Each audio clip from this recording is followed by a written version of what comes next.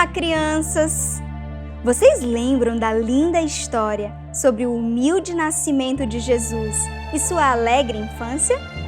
Pois é, os anos se passaram e agora Jesus já não era mais uma criança. Ele se tornou um homem conhecido em muitos lugares, pois pregava sobre o reino de Deus com autoridade. Jesus percorria toda a Galileia e as pessoas paravam para ouvi-lo falar. Certamente o poder de Deus estava sobre Jesus. Quando menos percebeu, Jesus estava sendo seguido por multidões. Ele orava e curava enfermos de todos os lugares. Homens que antes estavam perdidos achavam esperança nas palavras de Jesus e diziam: Tu és o Cristo, o Filho de Deus.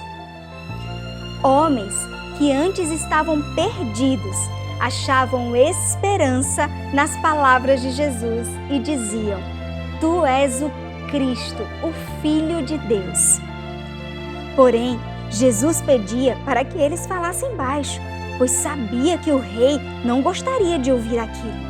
Depois de um tempo, Jesus percebeu que seu ministério na terra estava realmente crescendo. O seu propósito começava a ser cumprido. Então, pensou: é necessário que eu anuncie o evangelho do reino de Deus em outras cidades, porque para isso fui enviado. Havia em Israel um grupo de escribas e fariseus, homens que não acreditavam que Jesus poderia ser o Filho de Deus. Eles achavam que Jesus estava mentindo e enganando a todos.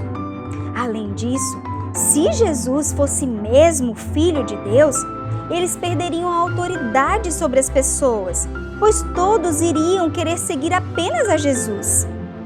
Além disso, os escribas e fariseus não entendiam o porquê de Jesus andar com todo tipo de gente e sempre reclamavam: Por que você anda com publicanos e pecadores?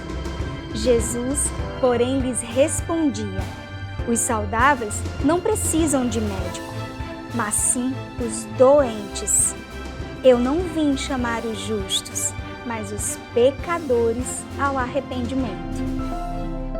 Num certo dia, Jesus decidiu escolher alguns homens que estariam junto com ele em todo o seu ministério na terra.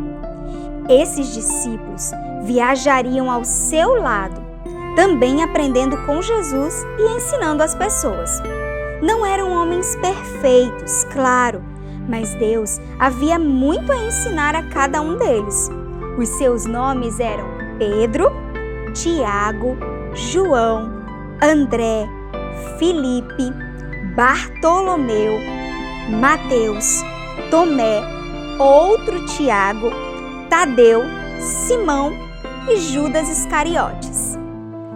Agora, com os discípulos convocados, era hora de Jesus e eles saírem por todas as cidades pregando o Evangelho. Havia muito trabalho pela frente. Nem sempre as cidades eram perto umas das outras, e como não existia carros ou aviões, eles tinham que andar por muitas horas durante o dia. Porém, cada segundo com Jesus era precioso.